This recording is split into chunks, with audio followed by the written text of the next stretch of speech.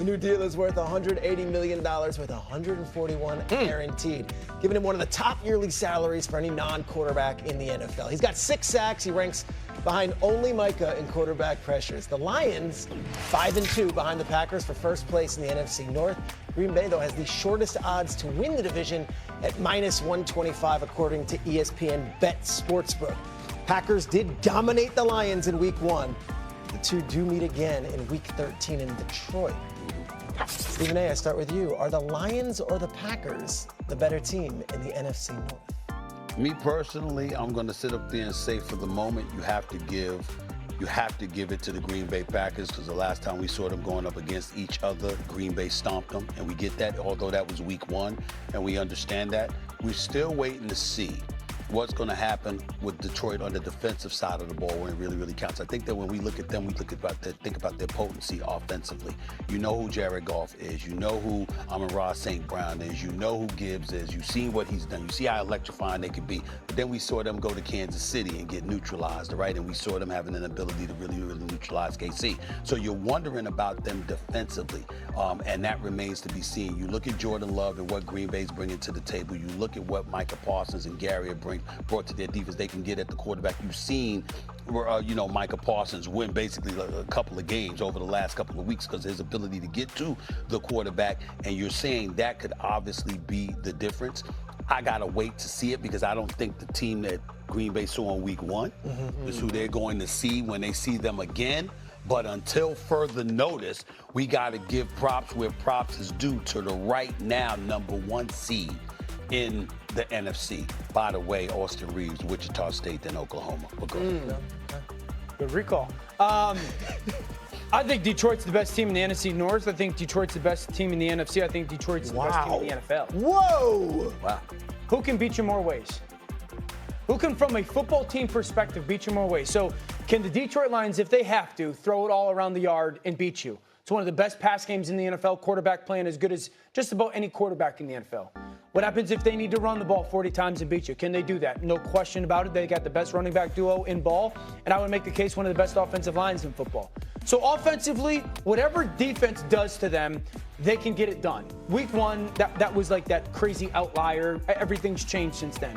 Defensively, can they stop the run? Top 5 stopping the run. Can they get after the passer? No question about it. Aiden Hutchinson, Lee McNeil getting there healthy.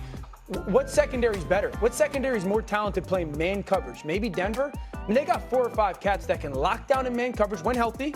I think they got one of the, if not the best safety duos in football. They play with an edge. This is a football team that went down to Kansas City. And I understand Kansas City won the game, but they were decimated by injury on the back end. They drop a 4th down by Amon-Ra in the first half. They get the Goff touchdown that gets called back because of a penalty that maybe had some language that wasn't detailed and known by their coaching staff. This team, I don't think there's another team in ball that can, no matter what style is needed, play to that style in a winning way like Detroit can. The Green Bay Packers can. And the Green Bay Packers are actually more consistent on defense. Now, you don't want to hate on Detroit, or not acknowledge the job that Kelvin Shepard has done as a defensive coordinator. That's fair. And I think you truly have to point to the Monday night game against the Tampa Bay Buccaneers, right? You're playing with guys who have been called up or who have made the team from the UFL. Both of your starting safeties, who are all pro caliber safeties, are gone. And the ability to disguise and the ability to maneuver after the snap to confuse Baker Mayfield, cover Emeka Egbuka, I thought it was absolutely phenomenal. Yeah. But it doesn't erase what we saw in Kansas City. It doesn't erase the way that Matt Nagy and Andy Reid attacked that man defense, especially in the red zone. And this is with Brian Branch. Right, and so I don't believe that when you look at Detroit, we could say that they're holistically better than the Green Bay Packers, holistically better than the Philadelphia Eagles, holistically better than the Los Angeles Rams, because still on the back end, DJ Reed has to come back and be exactly who he was before the injury. I think Terrion Arnold wasn't playing as well as you would have expected him to. And when I look at the Green Bay Packers, there's obviously the disappointing games too. Right? Offensively, Cleveland Browns. Got to be better. Matthew Golden, you can't step out of bounds when you get the go ball. Defensively, Dallas Cowboys. You have to be better. So there are those games, and there's no perfect team. I love the way Jordan Love is now playing football. Sure. I love the fact that you said this, and we talked, and Mina said this on Monday. it's okay to put it in Jordan Love's hands now. Yeah. Even though that run game is great, we don't have to just rely on that or lead with that going forward. And I think you cannot minimize the impact of Micah Parsons on his defense. That's right, exactly right. But we don't find out about Micah Parsons in this defense now when you go up against the Detroit Lions this time around, because when the familiarity that they have with one another, whether it's Amon-Ra St. Brown, Jameson Williams, Laporta, whomever, you got all of these cats with Gibbs and Montgomery coming out of the backfield. The fact that all of these bodies are familiar bodies that you have been coaching with and playing together with these last few years, that level of chemistry, Detroit is a team that we need to be talking about in terms of no excuses. You talk about a window.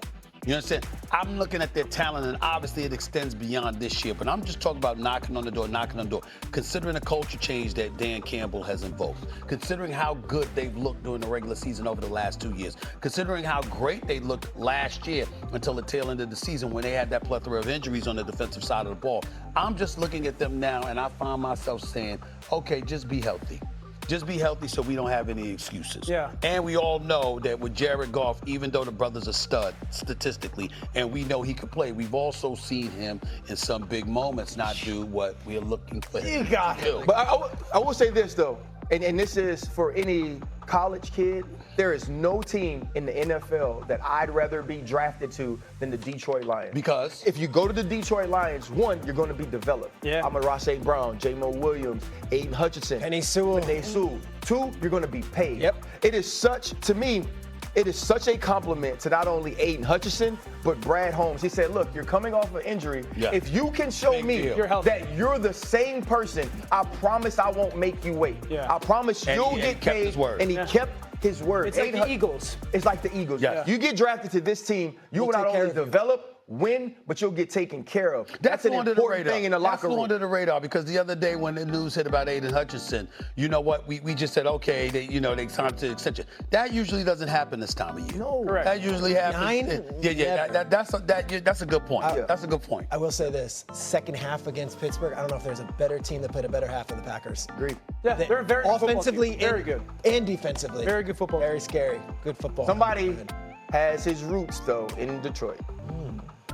I took Jordan Love as the MVP this year. Okay, so he's playing both sides, folks. Dallas is hoping to get off the mat on Monday when they play the Cardinals. Wait until you hear eye-opening comments from their head coach, Shoddy with some comments. You don't want to miss this. Speaking of eye-opening comments, oh baby, the Louisiana governor had a lot to say about LSU's recent coaching and buyout situation. That's Trust right. me, RC, That's take a right. lap. Don't go nowhere. Here we got Don't go nowhere. Must-See TV. Don't go nowhere. On the way. Yeah, but at least he's going to pick the AD. ESPN Bet's Power Hour promo is here for Thursday night. Head to the ESPN Bet app 1 hour before kickoff to get enhanced odds on first TD scorer props for tonight's game. Score more from the game with ESPN Bet, the sportsbook for